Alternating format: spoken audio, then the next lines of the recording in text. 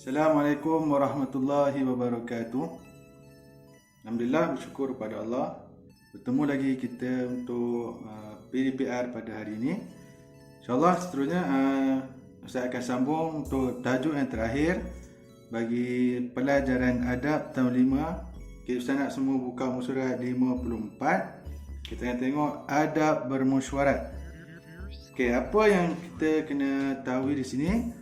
Yang pertama kita akan tengok adab-adab ketika bermesyuarat. Lepas tu apa kebaikan kalau kita beradab semasa bermesyuarat ni, dan juga macam mana akibat kalau orang tu tidak beradab semasa bermesyuarat. Jadi saya harap semua dalam keadaan dah bersedia untuk kita teruskan PDPR pada hari ini.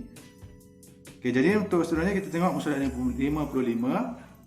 Okay, apa yang dimaksudkan dengan bermesyuarat? Bermesyuarat adalah perbincangan berkaitan dengan sesuatu isu atau perkara bagi mencapai satu keputusan dan persetujuan yang terbaik untuk kebaikan bersama. Jadi kalau kita ada sesuatu benda yang nak dibincangkan ataupun kita perlukan satu jawapan untuk kebaikan bersama, lebih baik kita buat mesyuarat. Dia namanya perbincangan dan kita boleh dikatakan dia sebagai mesyuarat. Jadi perbincangan tersebut mesti berteraskan kepada akal yang sihat dan juga pemikiran yang bernas, serta kena ada percakapan yang baik. Okey, semua ahli-ahli yang datang tu, okey, mesyuarat ni dia mesti ramai. Dan juga yang bila ada berlaku mesyuarat ni, okey, kena ada jaga pertuturan kita. Kena jaga kita punya percakapan kita lah antara ahli-ahli semasa mesyuarat. Okey, jadi tujuan mesyuarat ni satu je, iaitu untuk menyelesaikan masalah ataupun untuk nak menentukan sesuatu jawapan. Sama ada nak tahu kebenaran dia ke, ataupun nak tahu dia punya apa kebaikan, manfaat satu benda tu, dan lain-lain. Okey, jadi kita tengok pula kalau gambar tu, tengok ada gambar dua orang murid perempuan dan juga dua orang murid lelaki dengan juga seorang guru. Itulah mesyuarat. Okey, dia kena ramai ataupun mesti lebih lah daripada 3 orang. Okey, kalau 2 orang je dipanggil berbincang saja, tapi lebih daripada 3 orang kita akan gunakan bermesyuarat. Okey, jadi tujuan mesyuarat ni untuk inilah kita dapatkan idea kita. Okey, jadi kita kena ada satu usaha yang sama. Okey, semua kena bagi tahu idea, semua kena sampaikan idea yang bernas. Okay, kerana mesyuarat ni juga adalah satu sunnah yang telah Rasulullah ajar kepada kita. Sebab tu penting kalau kita nak dapatkan sesuatu jawapan ke, okay, kalau kita nak menyelesaikan sesuatu masalah, buatlah mesyuarat ataupun berbincang di kalangan kita. Okay, selanjutnya kita tengok muka surat 56, iaitu kepentingan bermesyuarat. Yang pertama, membincangkan perkara-perkara yang tidak jelas. Okay, kalau ada sesuatu benda tu yang kita rasa tidak jelas, lebih baik kita buat mesyuarat antara yang berkaitanlah sesiapa yang terlibat. Lepas tu kena ada pengagihan tugas. Kena ada tugas-tugas. Orang ni buat apa, orang ni buat apa, bahagian mana, apa tugas dia. Okay, lepas tu perlu juga kita menilai dan mengawal aktiviti. Okay, kita tengok mana benda yang kena buat, mana yang tak perlu buat. Utamakan mana yang penting dahulu. Itu gunanya untuk bermesyuarat ni. Dan yang tak lain dan tak bukan, kena menyelesaikan masalah. Kalau mesyuarat tu tak boleh menyelesaikan masalah, kena buat lagi mesyuarat, kena lagi buat sehingga menyelesaikan masalah yang berlaku. Okay, mencari sokongan dan kerjasama, dan kena merancang strategi. Jadi bila ada mesyuarat, bila kita ada buat perbincangan ni, Okey, kita kena rangka strategi apa yang nak buat untuk menyelesaikan masalah yang berlaku tersebut. Okey, dan dapat mengetahui kekuatan, kelemahan dan baik buruk yang berlaku. Jadi kalaulah kita buat sesuatu aktiviti, okey, boleh juga bila aktiviti itu dah habis, kita buat mesyuarat. Iaitu kita nak bincang apa kesan daripada aktiviti yang tadi. Okey, contohlah kita nak buat aktiviti macam baru-baru ni, aktiviti korban kan. Okey, kita tengok dah selesai semua, apa yang kurang kita kenakan tambahlah untuk tahun hadapan. Okey, ataupun mana lagi yang kita kena betulkan, mana bahagian yang masih ada kesilapan kita betulkan. Itu gunanya untuk mesyuarat ni. Okey, mana kelemahan perlu diperbaiki. Dan kekuatan-kekuatan yang elok tu boleh kita teruskan lagi. Okey. Baik, seterusnya adab ketika mesyuarat. Yang pertama, kita perlu menjadi pendengar yang baik. Okey, dengar dulu pandangan orang macam mana. Lepas tu baru kita utarakan kita punya pandangan kita. Menghormati keputusan yang dicapai, ia kena menghormati. Berbincang dengan aman, itulah guna mesyuarat. Kita kena berbincang dengan baik. Mengeluarkan hujah yang bernas. Seterusnya, waktu yang singkat tetapi padat. Ya. Okey, kalau boleh dalam masa sejam, 2 jam tu boleh menyelesaikan apa saja permasalahan yang berlaku. Sebab dia walaupun singkat tapi perbincangan dia padat. Bukan menjadikan mesyuarat ni tempat untuk pertengkaran. Ya, jangan. Sebab tadi kita dah belajar adab, kena jaga percakapan. Jadi bila dalam mesyuarat pun sama. Jadi jangan jadikan tempat ni untuk saling bertengkar. Dan kita kena ikut keputusan majoriti, iaitu keputusan yang ramailah. Seterusnya kita akan tengok surat 58. Susunan organisasi. Okey. Biasanya kalau mesyuarat ni dia